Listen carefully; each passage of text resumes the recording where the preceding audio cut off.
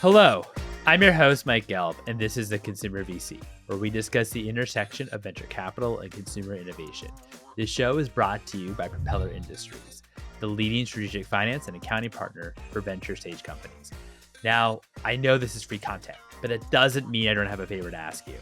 If you're enjoying the show, please subscribe on YouTube or whichever channel you're listening from. And if you love the world of emerging consumer, I highly recommend checking out our newsletter at theconsumervc.com, where we send a weekly digest of all the consumer deals that are happening, all the product launches and expansions that are happening in the world of consumer, and you'll be the first to know when a new episode drops. So sign up today at theconsumervc.com.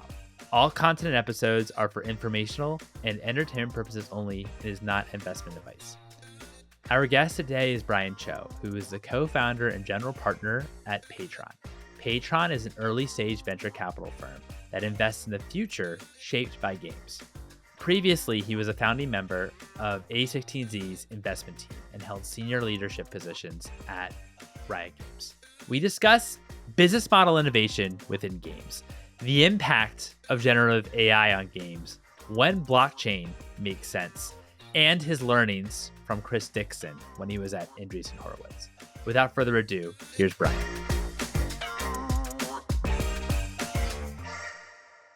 Brian, thanks so much for joining me here today. How are you? Good. How's it going, Mike? Thanks for having me. Thanks so much for coming on. I really, really appreciate it. So let's start from, I guess, the beginning. What in your mind is the difference between, I know that you're very focused on gaming and your career has been a focus on gaming and also consumer technology, consumer innovation. What's the what is different about gaming versus other forms of entertainment in your mind? What actually makes a game a game? Yeah. Well, gaming is highly interactive, right? I think if you think about just the history of media format, it's been very much focused on consuming. So in the case of books, radio, television, movies, music, it's very much focused on consumption. And when you think about gaming, it adds the layer of interactivity. So now you can actually be part of the experience. There's certainly sense of input. So when you're actually playing a game, you're putting in inputs that actually control the character, what's happening in the game. And I think the most interesting thing about gaming is there's a mastery that's baked into the experience as well. So when you're playing a game, you progress through the game. In the case of games like Super Mario and some of these other things that have been historically defined as a game, you kind of progress through the game and you end up leveling up, and there's a sense of mastery and progression. And I think those are some of the key attributes that differentiates a product like a game from your typical mass consumption media experience. Do you consider social media a version of gaming? I think so. I think if you break down life, like you can probably argue that there's elements of gaming, right? If you think about how we go about our day to day, and a lot of ways. I think Packy McCormick wrote this great story about how the internet's a giant game. A lot of people are just leveraging the internet to level up, and you think about how we go about just creating our lives and the economy there. But I think with social media, there's elements of it that certainly taps into this. I think one layer is certainly around the mastery component potentially, right? So you think about a lot of people, even a podcaster yourself. I'm sure when you first started, you had tens of hundreds of followers, and then now you're one of the most successful podcasters out there in the vertical that you focus on. And it took time, right? It certainly, I'm sure you've leveled up in terms of your skills and how you built the audience. So I think there's that component, with social, the ability to get followers and build out a community. There's something that is parallel to a video game. And then I think from more of a social media perspective, you think about just the feed on Instagram and TikTok. And I think you can argue that a lot of the experiences there are similar to a loot box where you kind of don't know what you're going to get, right? And maybe that's some of the darker side of social media, but there's that mechanic where you don't know what you're going to discover next. And you've seen a lot of this mechanics that's been highlighted in games where there's the randomness, and that RNG and randomness creates a lot of fun. So I think you can argue that there's components of games that certainly show up on social media, and vice versa. I think a lot of games are turning out to be more like social media platforms. Yeah, that's a fair point. That's a really fair point in terms of also just how games there are becoming also social media platforms. Even social media platforms around gaming as well has become such a big business, right? when you look at what's gone on with Discord or what have you. Yeah, exactly. Roblox, exactly. Great examples.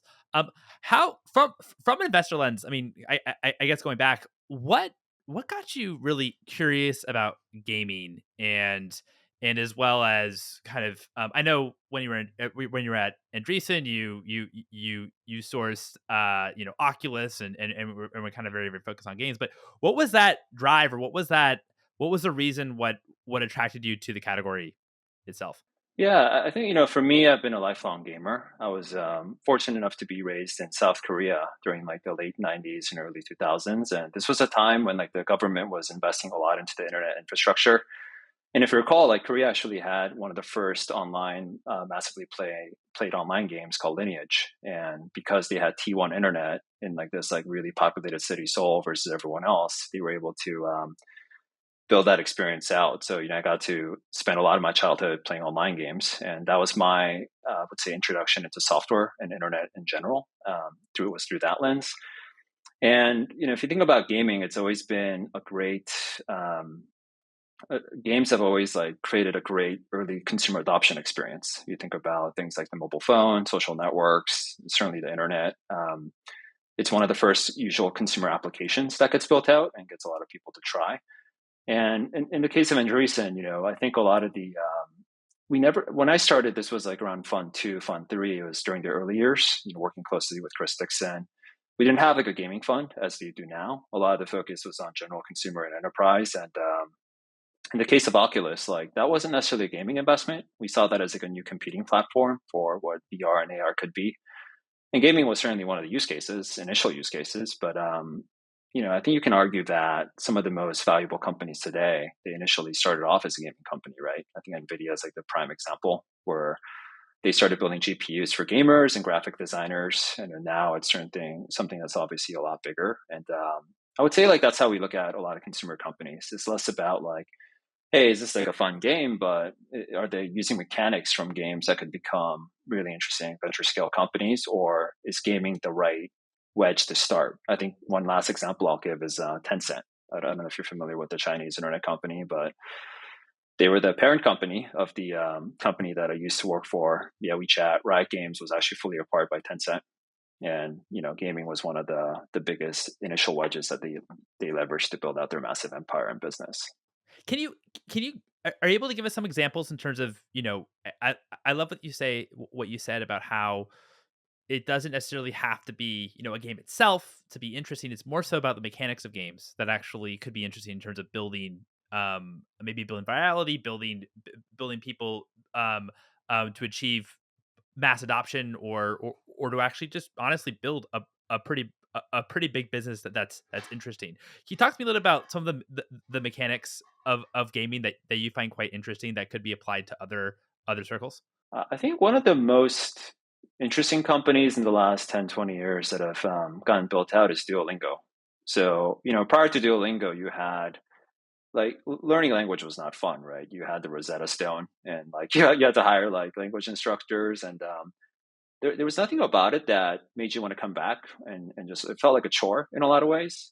And Duolingo flipped that on its head, right? And like debatable on like how like good the efficacy has been. I think people have certainly learned like new languages, and certainly have I would probably got more out of that, and got them to practice. But I think the point is that's like a great product where it has actually helped people learn a new skill set. And the thing about games is like no one wants to learn a new language, but when you put a mobile game in front of them, and I think Duolingo is probably a closer comp to a Candy Crush in terms of the user experience. If you ever tried Duolingo, it's like these bite-sized kind of daily quests that you have to do, right? And you see that in other games like Candy Crush and some of the Clash of Clans type of products. The sessions are super short, and there's instant feedback that you get, in terms of when you actually complete like a Duolingo lesson, you're able to see that you're progressing. There's like a map. So I think they use a lot of the mechanics that you find in games to make that product more compelling. And I think in other verticals and fitness, like that's probably another great example. Like products like Strava, as an example, one of the most popular consumer fitness apps today. It turns running into a multiplayer game, and it's not just about the leaderboards and achievements and badges. I think gamification it implies a very, I would say, like surface level adoption of game mechanics, not necessarily something that goes deep. And in the case of Strava, if you see the product, it's one of the most highly engaged products, and it turns something mundane as running into more of a competition. You can see how fast you've done in a segment. And then the last thing I'll talk about is more recently is I don't know if you've kind of been following what's been happening with Pokemon Sleep, but Pokemon Company put out the sleep product that helps people go to sleep, right? And in its first year, it did 100 million in revenues, which is pretty insane to think about in terms of like the business traction and how well that product's doing. So yeah, it's there are certainly applications of games that goes into other verticals that I think people are sleeping on today. No pun intended.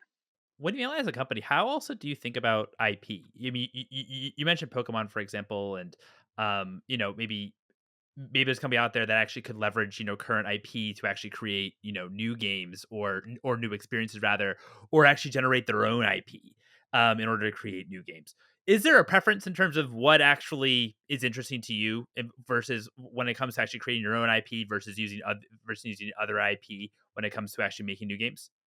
Yeah, I think if you're building a game studio, there's games that have certainly gotten like really big without a very strong IP. Like an example of that would be like you can argue something like Counter Strike, right? Where like when you play the game, there isn't necessarily like characters and deep universes with like a lot of the character players that you play.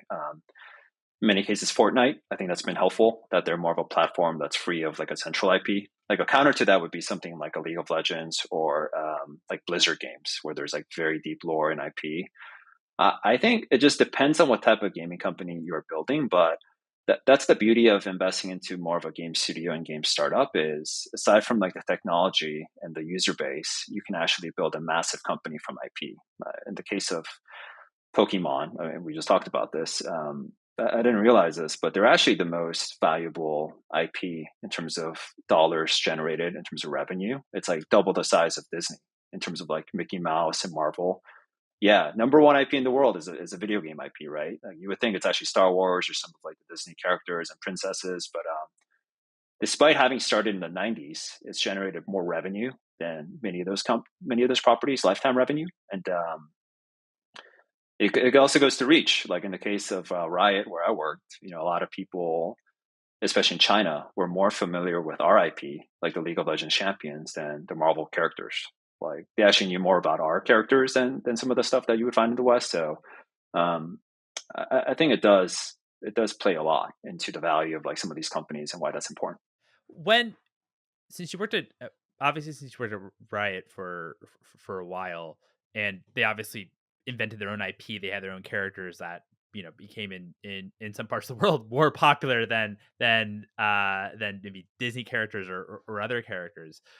What did that and now since you're back to being a traditional a investor with and starting your own fund, what did that experience teach you in terms of how to actually analyze IP and actually characters and see if these are actually could be compelling characters or IP that could actually catch on and be and become interesting or valuable?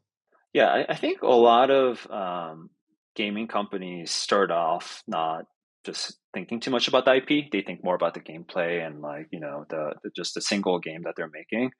And I think that's fine to a certain extent because like who would have thought like Super Mario, like like a plumber, or like Pokemon, right, would become what it is today, right? Like if you pitch somebody that today, you would just basically call them like pretty insane in terms of like would it actually resonate with users and what have you. So I think until you have a hit game, is generally pretty hard to tell. Now I think what Nintendo and Riot and Blizzard, like what they've done really well is actually they cared a lot about IP in terms of like what it represents. They cared a lot about not diluting their IP, meaning that they weren't willing to like throw their IP and every other game out there, do a bunch of collaborations.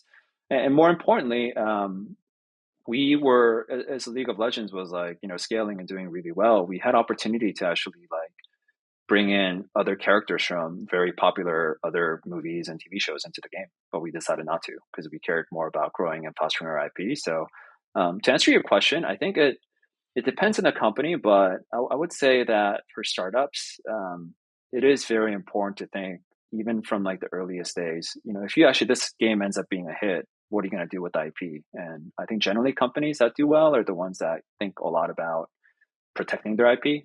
And that doesn't necessarily mean like, you go after with like every copyright type of thing, but like how do you build out, because League of Legends, by the way, when we started, it wasn't like we thought about creating the IP on day one. We actually had a hodgepodge of like random universes and characters and fantasies, but eventually it got to a point where it made sense for us to hire like a team that focused a lot around building the IP. So yeah, I would say it does matter, but for a startup, maybe not so much. I think it's more about how thoughtful you are from the onset. How also do you think about for games? Because of course, games, they take a long time to build, and you have no idea really if they're going to be successful. I had on one of the most recent episodes was with Vanessa Larco, who's an investor at NEA, and she spent time at Xbox and also at Playdom, and she said, I actually don't, even though she comes from a gaming background, she doesn't invest in games because it's so hard to actually know if a game will go viral, if it will actually catch on. It could be the most well-produced game, it could be incredible. But of course, if you have a hit, oh my gosh, is it lucrative? Oh my gosh, is it, incredible? How from an investor perspective, from an operator perspective, how do you also analyze companies, especially at the very early stages, because you don't know. I mean, obviously, no one has a crystal ball here for anything, but but it's really hard to know it, if it will actually take off and actually become uh uh go viral and actually become turn into a big business. Yeah. Totally. Yeah. I think for that reason, we don't underwrite IP or like game ideas. I think it's really hard to invest that way. I think the thing that we think about a lot is trying to answer the question of why now. And if you think about some of the biggest gaming companies in the last 10 years, whether it's like Riot, Supercell, even in the case of like Zynga, like companies that have gone public and have done well, like I think the secret there was they started at a time when they were doing something that was counterculture. In the case of Riot, like no one was building free to play games when we first started. The idea of free to play was actually seen as kind of if you're like a talented game developer, you were working on Xbox and PlayStations. You were not on PC. You're not building on mobile or social, right?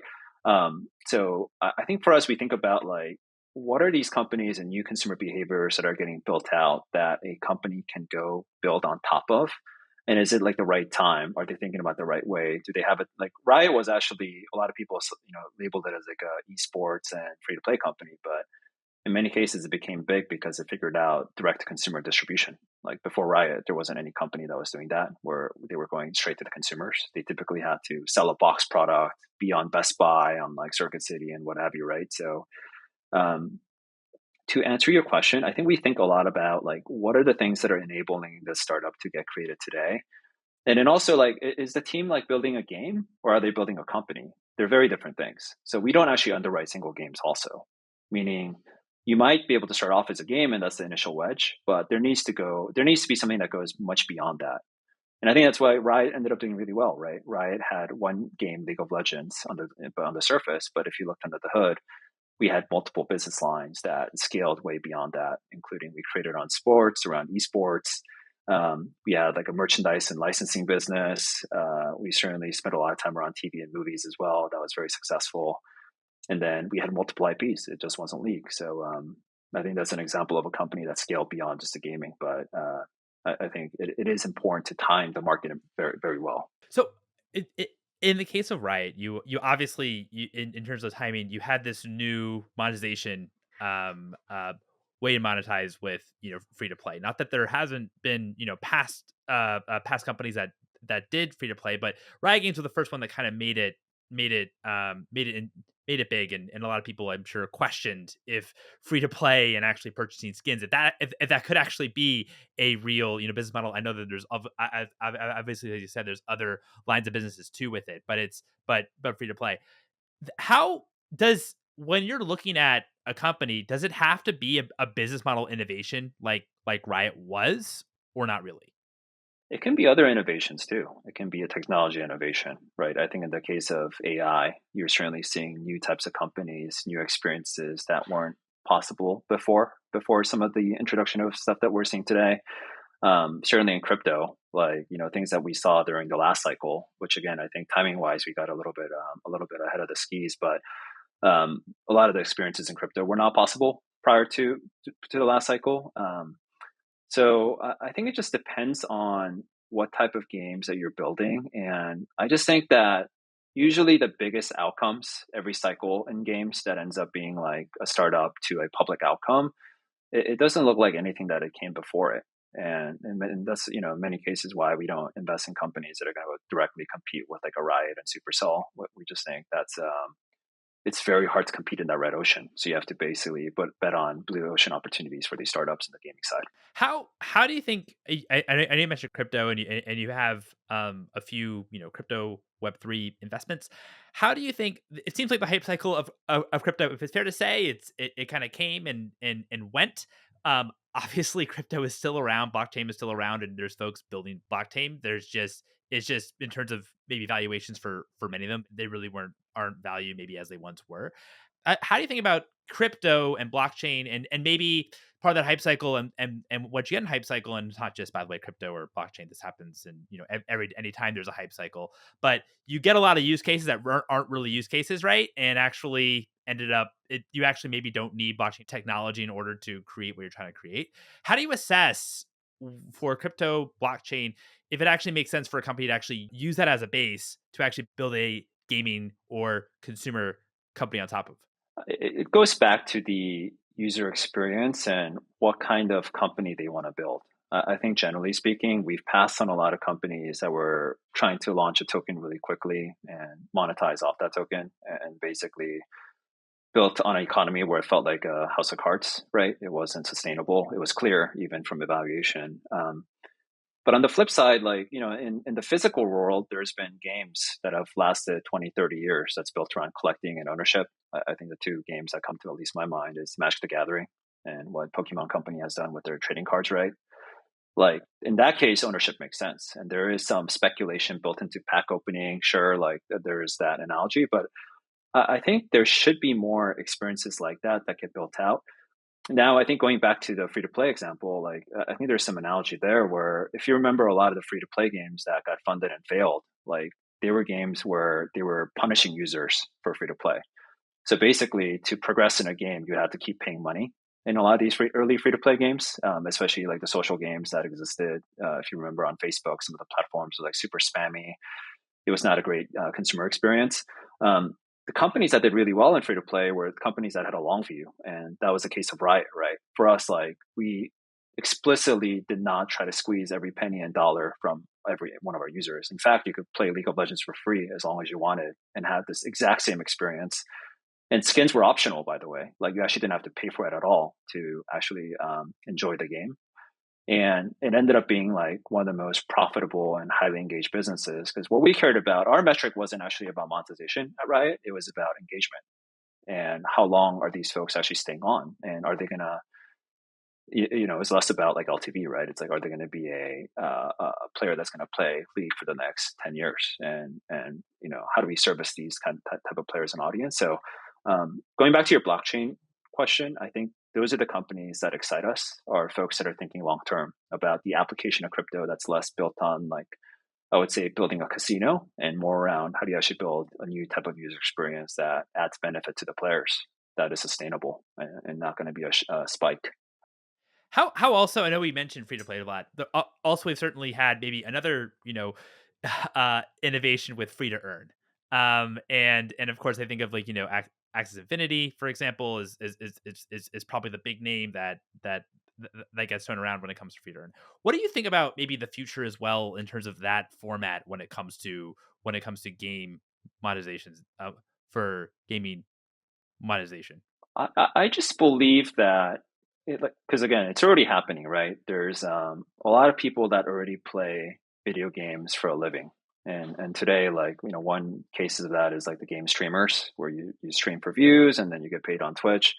There's a lot of these people that actually do the work inside of an online game.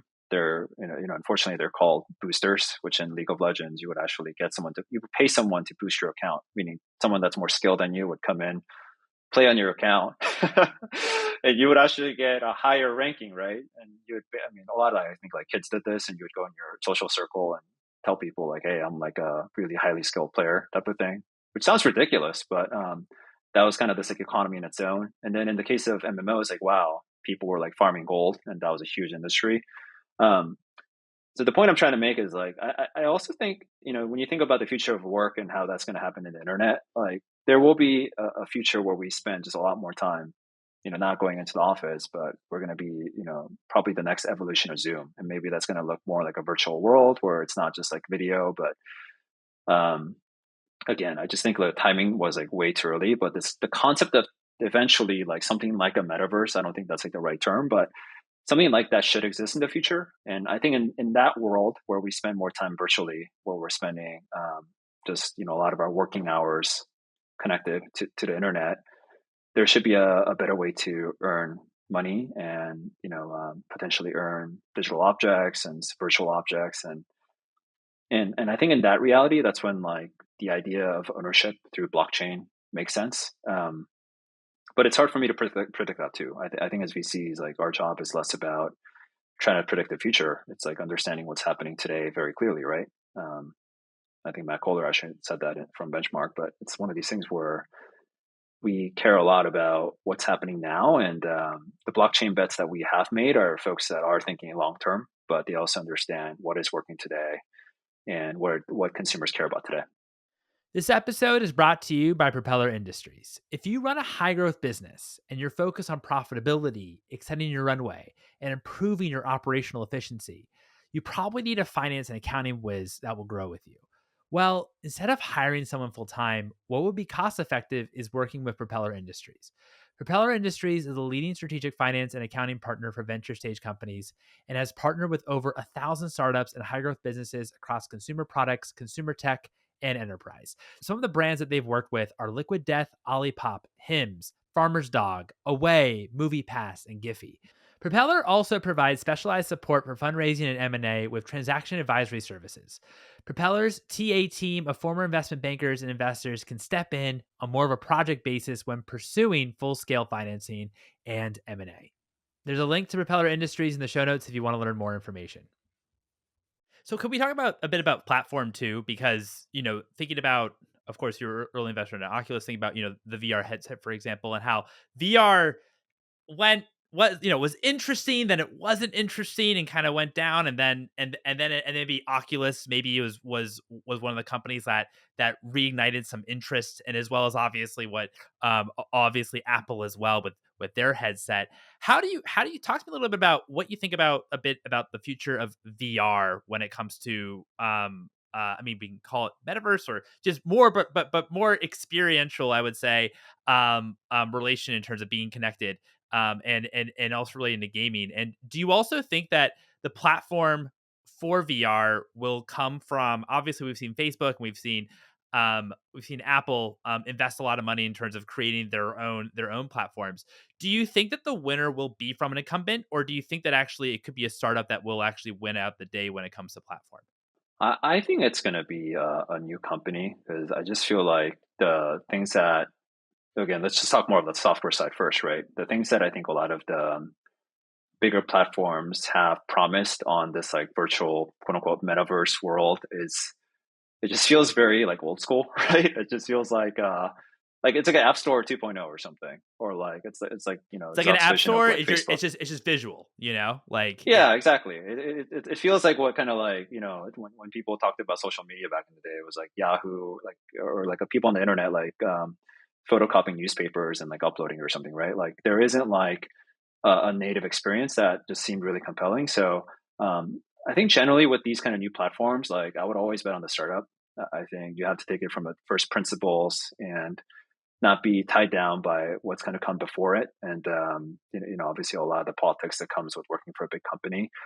I think you ask a really great question, which is around hardware. Like, are we there yet? And to me, it feels like we're still in the Palm Pilot days of these like VR headsets where you see sort of PDA, right? Like you see the potential, like, you know where this thing is headed, it's going to eventually turn into an iPhone, but like from a user experience perspective, teaching people how to actually, um, use some of these controllers. I think one of the best things that Vision Pro did was remove the controllers. I just don't think it's intuitive at all to get the handset controller through VR. That doesn't make a lot of sense to me.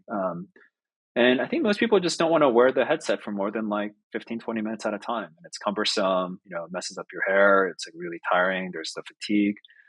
So eventually, I think it's going to be cracked. I think the thing that is most promising, and the reason why we're excited about VR, and personally, I think there's some interesting companies that are being built here, is I don't know if you followed what's been happening with Oculus, but the number one game is a game called Gorilla Tag.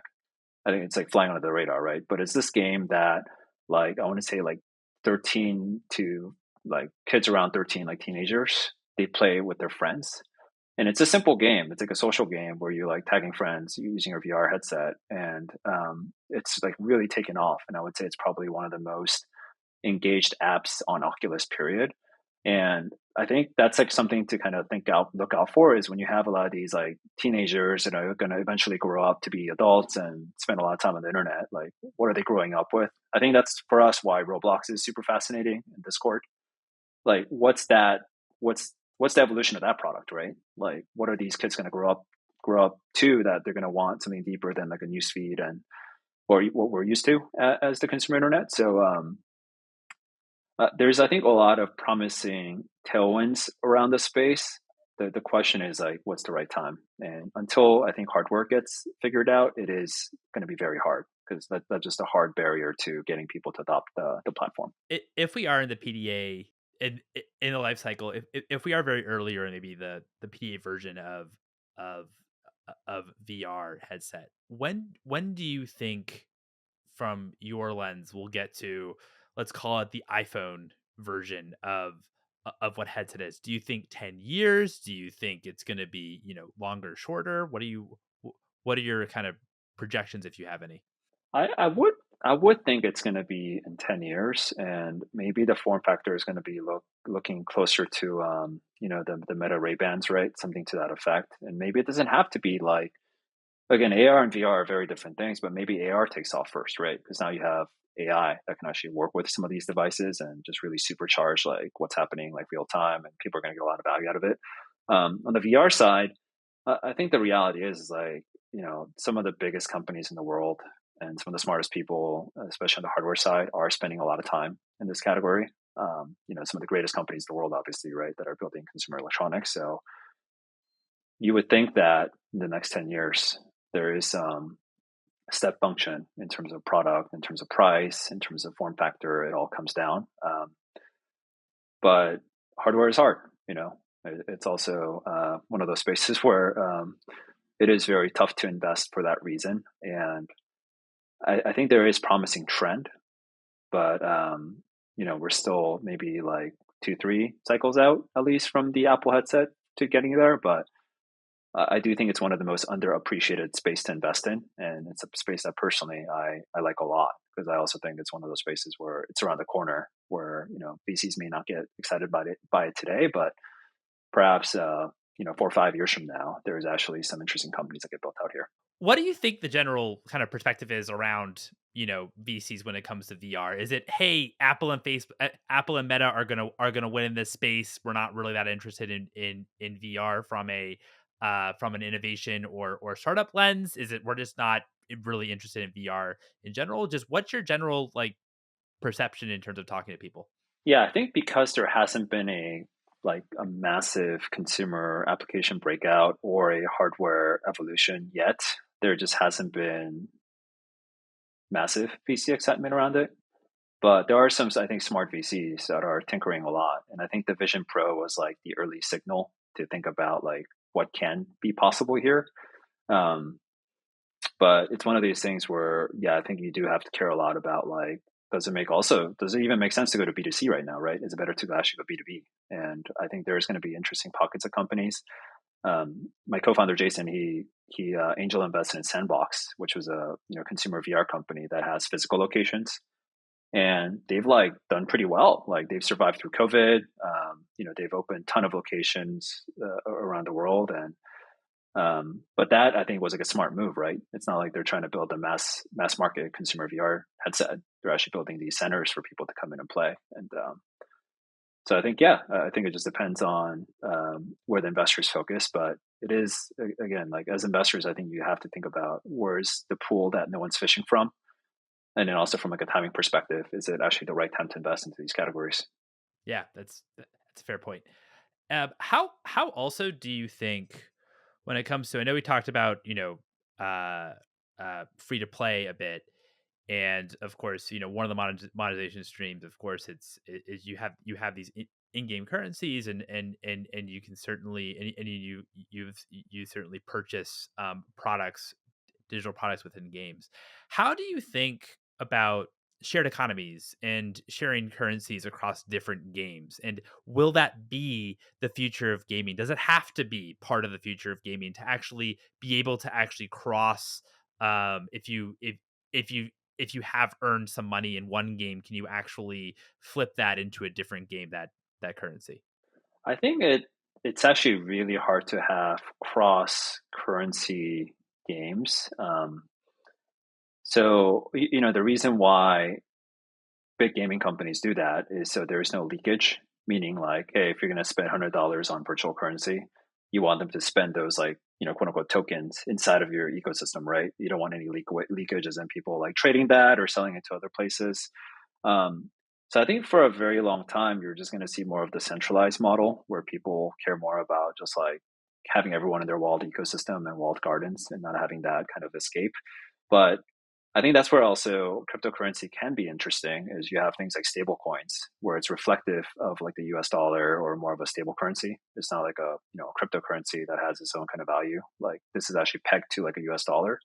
Um, and there are probably places around the world where it makes a lot more sense to, like as an example, if you created a mod, like a UGC mod, and you want to get paid in USD or like whatever currency you're in, like that might be really hard, right, in the place that you're in. But like by leveraging stable coins, perhaps that's like a lot easier to do. So I think to answer your question, I generally think it's not a prerequisite, nor is it important, but you might see more games in the future just be more open towards that kind of philosophy.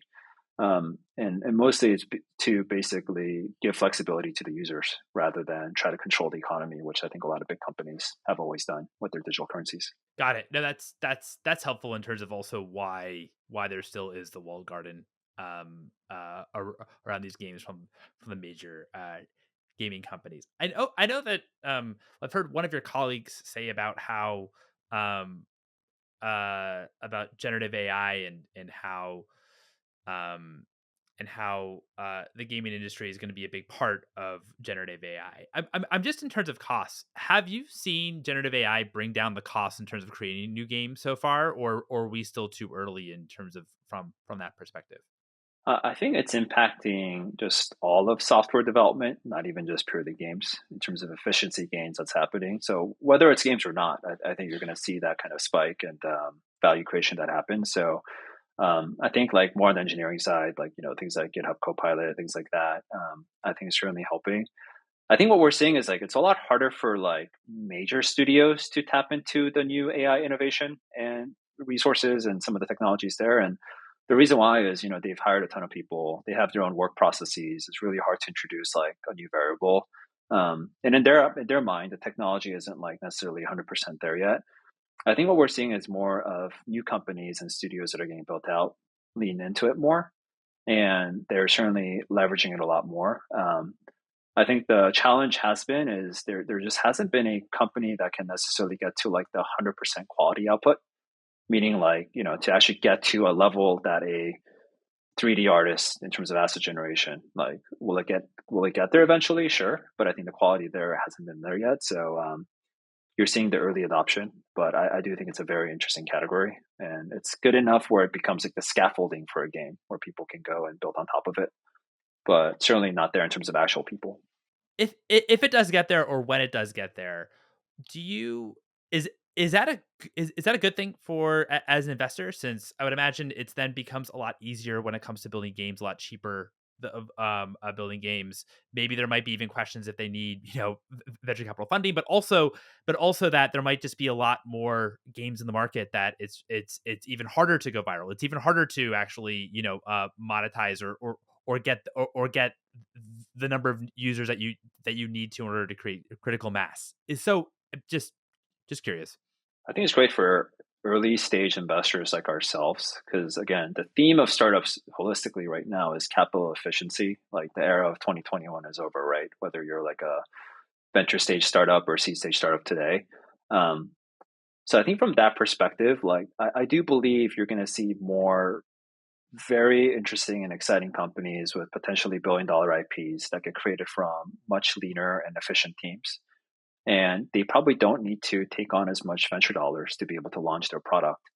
And it just goes back to like, I'm less excited about like, hey, we're going to build like League of Legends 2, leveraging AI and just like build kind of that kind of game. Like personally, I'm more interested in like what comes after video games, right? Leveraging AI, like what are the new types of games? We talked about this earlier on the show, but like I just think the things that's going to actually work and get new consumers excited and get consumer adoption, like it's not going to look like video games of the past.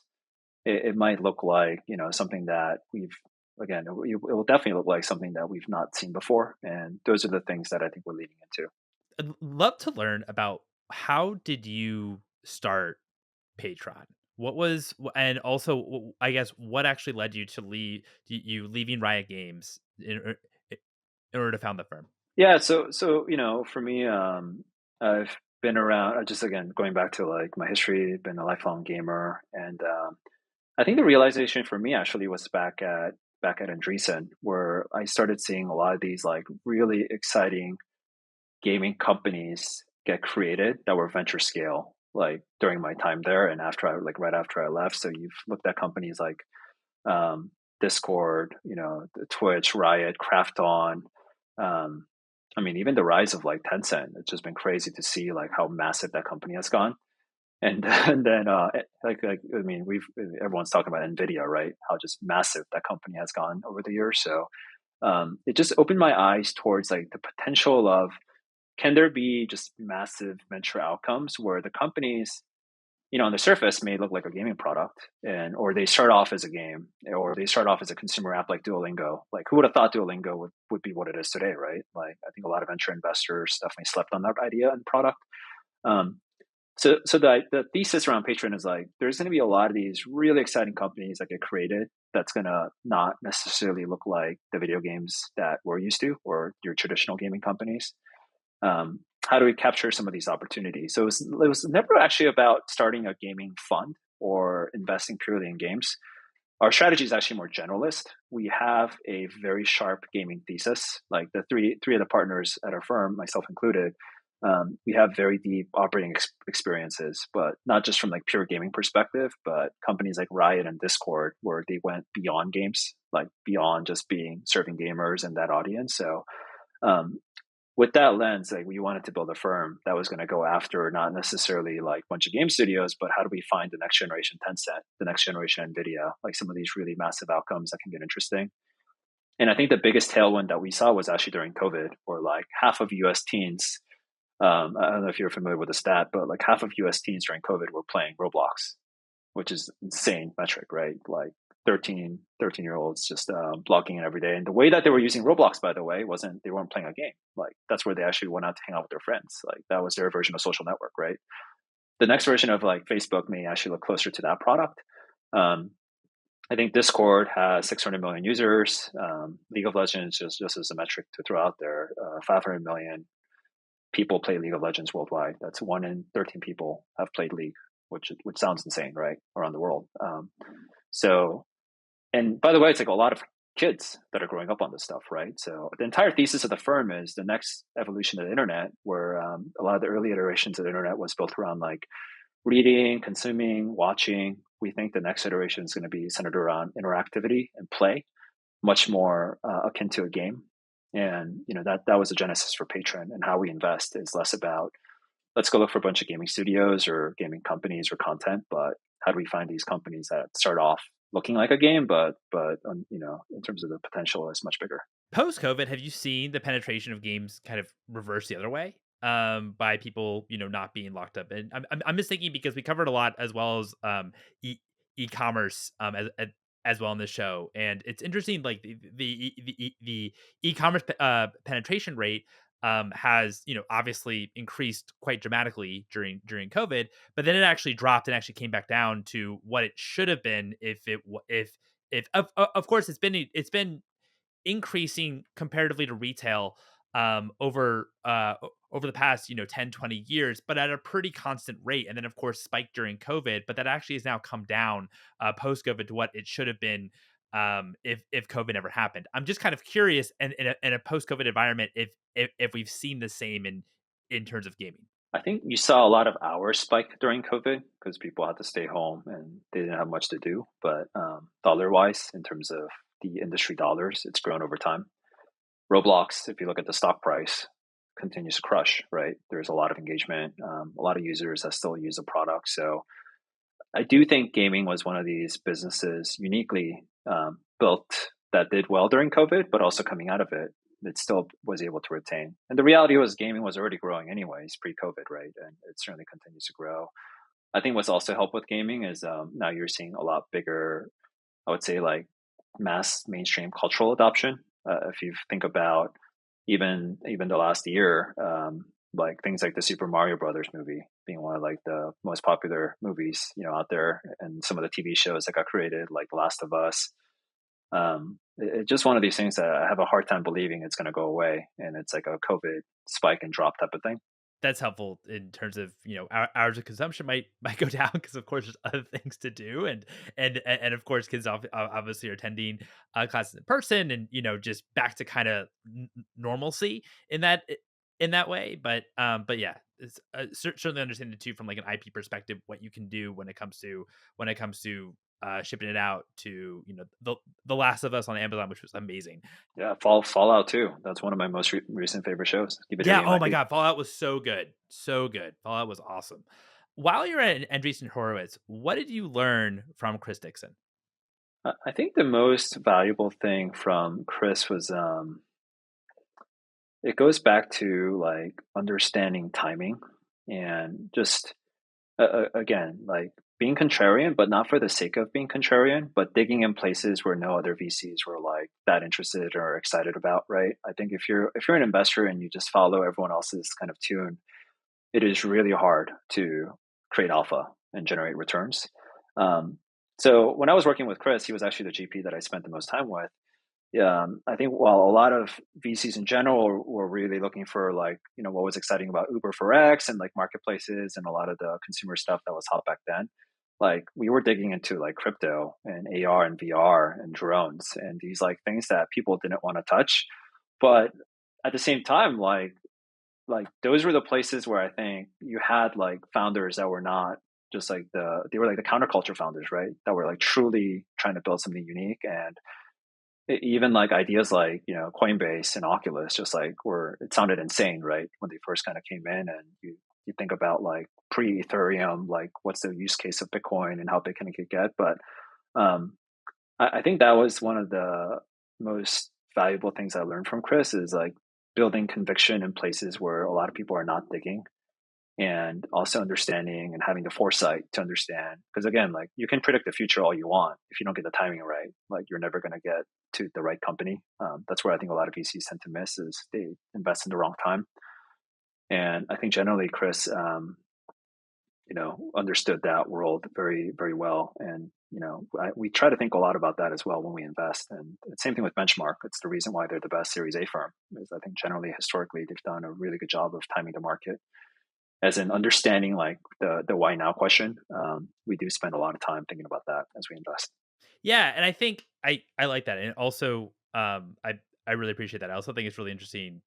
I guess two of the sectors that you both were very interested back then, and continue to be, is back then at least, crypto and hardware businesses. Which crypto, it was very maybe controversial back then in terms of if it was legal, it was not legal, and then of course hardware, it seemed like no one really wanted to. Software is the ultimate business, right? Because from a margin perspective, if you can have if you can be a marketplace like like Uber, or if you can be, a SaaS business, it's the ultimate business. But but you are also focused, which I appreciate, on hardware businesses like drones and of course Oculus like headsets, which I feel like a lot of VCs maybe didn't want to touch just because from a model perspective, it's the margin profile is much different, and also hardware is just really really freaking hard.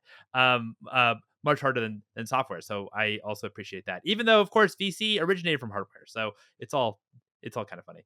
I mean, Peter Thiel, he's famously said like competition's for losers, right? Like if you're building in a red ocean with everybody else and doing everything else everyone else is doing, I think that's also very hard to build a valuable company too. So it's really about, I think, like the timing, and Chris called it like the idea maze, and like the earning the secret, and just understand going through the idea maze as a founder. That's the hard part. Like it doesn't matter if you have a great idea; it's really about the execution and trying to like work with the market to be able to get there. Well, speaking of ideas, when you talk to founders, how important is it to have very opinionated founders who have a very clear vision and in terms of what they want to achieve, what the company's vision is, versus one who iterates and reacts towards market feedback, customer feedback, and kind of iterates their product based off of those things. I think you need both. You need conviction. You need courage. Like that's probably the one attribute that we look for in founders is just extreme courage. Because oftentimes you're going to be going against the grain, whether it's against your investors and against your own employees. In some cases, even your co-founders, right? In terms of what you believe in and what can be possible. So I think conviction is really important. But I do think the best founders, at least from my experience, like they truly understand the market and who they're serving and their customers, especially in B2C. Like I think that is critical, especially like in the beginning where you're serving the power users, right? Like the most passionate people that are helping you build this product. Um, so people that are obsessed about what's happening, like at the one unique player level, I think that's very important. So, um, but all said, I think it goes back to navigating the idea maze, right? I think it's I think that actually, to answer your question, I think the most important thing is like having a North Star that people can align around. And in the case of Riot, it was like we want to be the most player focused company in the world. So every decision that we made, it was around serving the player. Like we were zigzagging, obviously, in terms of like how we built the product and the company, but because everyone was unified around this one vision, and that is, I think, a very important job of a CEO is setting that foundation and North Star for what people should be achieving and what they're trying to build. Um, so I do think it's important, but it also goes back to your reactivity point, which again, if you're not working with what's happening in the market, I don't know many startups that have been successful just brute forcing it. Do you find that you almost have to build a product towards one type of player, one user type, or profile, and that's kind of like your North Star? I think in the beginning, it's not even just about single, but you need like hundreds or you know, it could even be thousands, but you just need those core users that just like love your product. And as seed investors, like as a seed investor, that's what we kind of look for is less about like absolute metrics in terms of like, D30, like D15, like it's more about, for the small set of users that you have today, like how passionate are they about like staying on your product? Are they using it every day? Like, it should be able to show some level of magic there. And that's where we like to invest is when there's already a product in the market, even if it's a prototype for us to get acquainted with and spend time with. And I think that is critical if you're building a consumer company, whether it's games or a consumer app, is can you try to capture some of that early magic up front and then scale, right? And then you also have to have the conviction that it is venture scale. Like, and that's the hard part because I think a lot of companies that ended up being venture scale initially didn't feel that way because they started off in like a market that was just getting created. So that's a separate topic, but at least at the stage that we invest in, we really do try to build conviction around the actual the 100,000 people that they have already on the platform. Like, what are they doing, and how active are they, and can we extrapolate that out into something bigger? What's one book that's inspired you professionally, and one book that's inspired you personally?